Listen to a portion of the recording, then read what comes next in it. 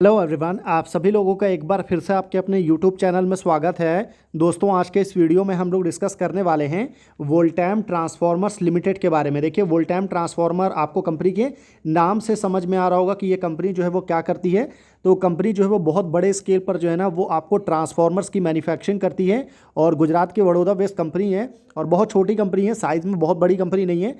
और आपको अगर आप देखेंगे ना तो आज के दिन जो है इस स्टॉक में हमको 3% की यहाँ पर तेज़ी देखने को मिली। बाकी अगर आप लॉन्ग रन में देखें, मतलब शॉर्ट टर्म में देखेंगे, पिछले 5 दिन में 2.5%, पिछले एक महीने में 13% की गिरावट है। वहीं पिछले एक साल में अगर आप देखेंगे तो 41% का अच्छा खासा करेक्शन आपको देखने को मिलेगा। पर अगर आप लॉन्ग टाइम में देखेंगे ना, यानी कि पिछले 5 साल में, तो इस स्टॉक ने कंसिस्टेंट रिटर्न बना करके दिया है और पिछले एक साल में से स्टॉक में हमको गिरावट देखने को मिल रही है। हालांकि बीच में अच्छा लंबे समय तक कंसोलिडेशन भी आया था, थोड़ा वापस से रिवर्सल हुआ था, पर वापस से इसमें करेक्शन देखने को मिल रहा है। और इस स्टॉक ने पिछले 5 सालों में ज़बरदस्त मल्टी बैगर रिटर्न ऑलरेडी अपने इन्वेस्टर को बना करके दे दिया है। तो चलिए अब आगे बढ़ते हैं और डिस्कस करते हैं कि कंपनी के पास में अभी करंटली कितने करोड़ के ऑर्डर बुक अभी कंपनी के पास में अवेलेबल है। देखिए, अगर आप कंपनी का ऑर्डर बुक देखेंगे तो Voltamp transformers has a healthy order book providing near term revenue visibility as of July 26, 2025 their order book stand at 1280 crore. यानी कि कंपनी के पास में भी कितने करोड़ के ऑर्डर अभी मौजूद है, तो 1280 करोड़ के ऑर्डर सभी कंपनी के पास में मौजूद है। और ये आने वाले आपको कंपनी को 1-2 क्वार्टर के लिए सफिशिएंट है, तो कोई दिक्कत की बात नहीं है। हालांकि बहुत लॉन्ग टर्म तक कंपनी के ये जो ऑर्डर बुक है वो सस्टेन नहीं करेगा, तो अभी कंपनी को और अच्छे ऑर्डर्स यहाँ पर नए फ्रेश ऑर्डर कंपनी को लेने की रिक्वायरमेंट है। देखिए, वहीं अगर आप कंपनी का मार्केट कैप देखेंगे तो वोल्टैम ट्रांसफॉर्मर का मार्केट कैप आप देख सकते हैं 8,324 करोड़ का आपको मार्केट कैप देखने को मिलेगा। सबसे अच्छी बात है कि ये कंपनी वैल्यूएशन के पॉइंट ऑफ व्यू से अंडर वैल्यू है। इसका इंडस्ट्री पी आपको 47.5 और स्टॉक का पी आपको 25.6 देखने को मिलेगा। यानी कि वैल्यूएशन के पॉइंट ऑफ व्यू से ये स्टॉक आपको अंडर वैल्यू है, जो कि एक बहुत बड़ा पॉजिटिव पॉइंट है कंपनी के केस में। आरओई अगर आप देखेंगे तो 21.7% है। आरओसी देखेंगे तो ये 29.1% है, तो आरओई एंड आरओसी भी अच्छा है। डेट वगैरह कंपनी के ऊपर में बिल्कुल भी नहीं है, तो ये एक बहुत बड़ा पॉजिटिव पॉइंट है कि पूरी तरह से ये डेट फ्री कंपनी है। और डेट फ्री कंपनी होने से क्या होता है ना कि जब डेट टू इक्विटी जीरो रहेगा, मान लीजिए कंपनी को फर्दर एक्सपांड करना रहा या फर्दर कंपनी को कैपेक्स करना रहा, यानी कि कैपिटल एक्सपेंडिचर करके अपनी कैपेसिटी को बढ़ाना रहा, या फिर कंपनी को ओपेक्स करना रहा, यानी कि ऑपरेशनल कुछ एक्सपेंडिचर कंपनी का अगर बढ़ जाता है, तो उस केस में कंपनी मार्केट से फ्रेश डेट ले सकती है और उसको वापस से अपने बिजनेस में इन्वेस्ट कर सकती है। तो ये एक बहुत बड़ा ऑप्शन अभी कंपनी के पास में खुला हुआ है। बाकी अगर आप इसका देखेंगे मार्जिन वगैरह, तो इंडस्ट्री के पॉइंट ऑफ व्यू से डिसेंट मार्जिन है, 19% का अच्छा मार्जिन बोल सकते हैं। आपको ईयर ऑन ईयर बेसिस में कंपनी ने उतना खास ग्रोथ जो है सेल्स एंड प्रॉफिट में नहीं दिखाया है। रिसेंट क्वार्टर के नंबर्स भी कंपनी के उतने अच्छे नहीं रहे। हालांकि इसका अर्निंग पर शेयर इंप्रेसिव है, 322 रुपीज़ का। प्रमोटर होल्डिंग यहाँ पर आपको लो है, ओनली 38% की होल्डिंग आपको प्रमोटर की देखने को मिलेगा।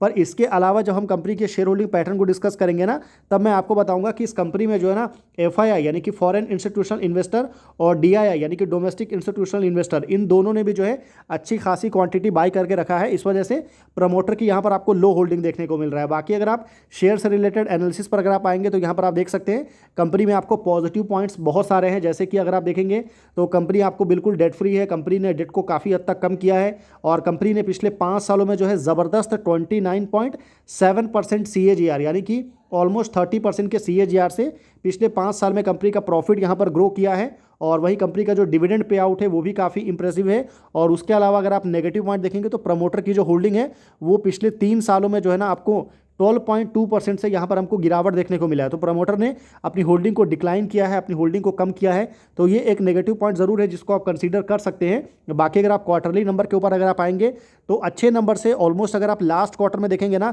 तो कंपनी ने अपनी हिस्ट्री का सबसे बेस्ट परफॉर्मेंस दिया था, जब कंपनी ने Q4 में जो है 625 करोड़ का रेवेन्यू जनरेट किया। हालांकि उसके बाद नेक्स्ट क्वार्टर में जो है ये आपको 424 करोड़ है, ऑलमोस्ट आपको 200 करोड़ का रेवेन्यू में डिक्लाइन आया। पर ये जो है ना बेसिकली ट्रांसफार्मर का जो बिजनेस है ना वो आपको साइक्लिक बिजनेस में आता है। मतलब ऐसा नहीं है कि आपको हर क्वार्टर में जो है ना कंसिस्टेंट बेसिस में ग्रोथ देखने को नहीं मिलेगा। नॉर्मली जितनी भी ट्रांसफार्मर वाली जो कंपनीज है ना उनका अगर आप देखेंगे Q4 जो है हमेशा से उनका बेस्ट रहा है। मतलब अगर आप देखेंगे ये Q4 है तो इससे पहले के जो 3 क्वार्टर है ना उसके कंपैरिजन में ये क्वार्टर बहुत अच्छा है। वैसे यहाँ पर देखेंगे तो 4th क्वार्टर में कंपनी ने 504 करोड़ का रेवेन्यू किया।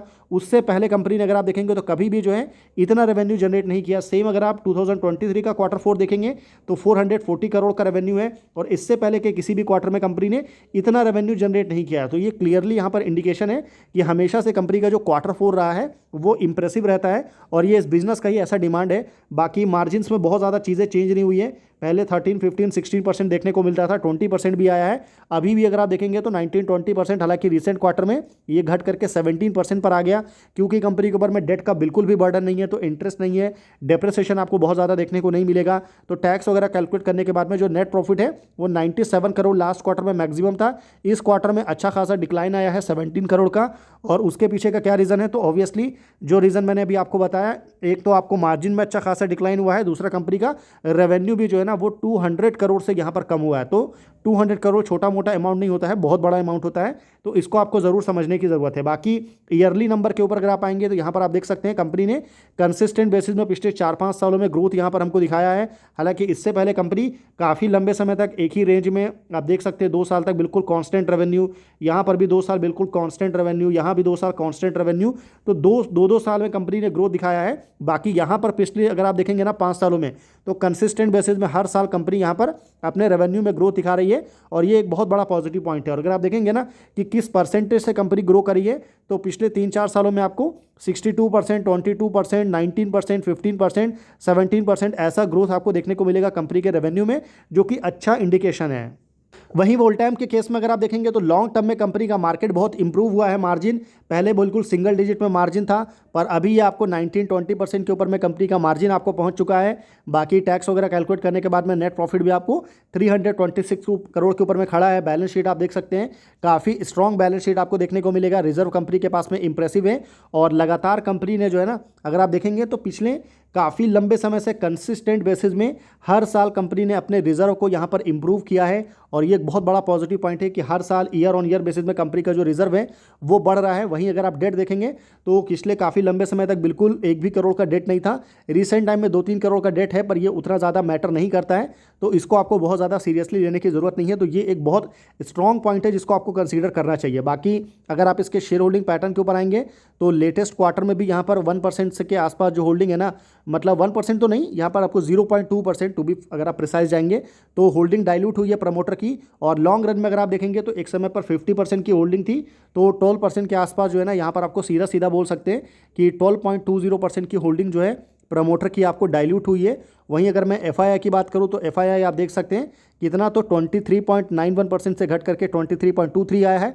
अभी भी 23% की स्ट्रॉन्ग होल्डिंग है एफआईआई के पास में। म्यूचुअल फंड के पास में भी 23% की होल्डिंग है, यानी कि प्रमोटर से ज़्यादा जो है ना यहाँ पर इंस्टीट्यूशन जो है वो इस कंपनी में होल्डिंग यहाँ पर देखने को मिलता है।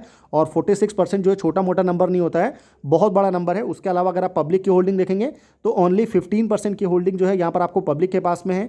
तो ये एक स्ट्रॉन्ग पॉइंट है जिसको आप कंसिडर कर सकते हैं। बाकी अगर आप कंपनी से रिलेटेड रिसेंट अनाउंसमेंट में अगर आप आएंगे ना, तो इस साल के शुरुआत में कंपनी को 41 करोड़ का एक ऑर्डर मिला था। उससे पहले कंपनी को 263 करोड़ का एक बहुत बड़ा ऑर्डर मिला था और उसके बाद पिछले काफ़ी लंबे समय से कंपनी को ऑर्डर नहीं मिला है। तो ये एक नेगेटिव पॉइंट ज़रूर है। हालांकि कंपनी की जो क्रेडिट रेटिंग वगैरह है वो काफ़ी इंप्रूव हुई है, तो इसको आप ज़रूर ध्यान में रखिएगा। बाकी कुछ खास अपडेट यहाँ पर कंपनी से रिलेटेड वो निकल करके नहीं आ रहा है। तो ये हमारा पूरा का पूरा डिस्कशन था वोल्टाइम ट्रांसफार्मर को लेकर के। आई होप आपको वीडियो इन्फॉर्मेटिव लगा होगा। वीडियो अगर आपको इन्फॉर्मेटिव लगा है तो वीडियो को ज़रूर लाइक करिए, चैनल को ज़रूर सब्सक्राइब करिए और फिर मिलते हैं आपसे अगले वीडियो में। तब तक के लिए गुड बाय। बाकी हमारी तरफ से वोल्टाइम ट्रांसफार्मर को लेकर के किसी भी तरह का कोई भी बाई सेल या फिर होल्ड करने का रिकमेंडेशन जो है वो बिल्कुल भी नहीं है।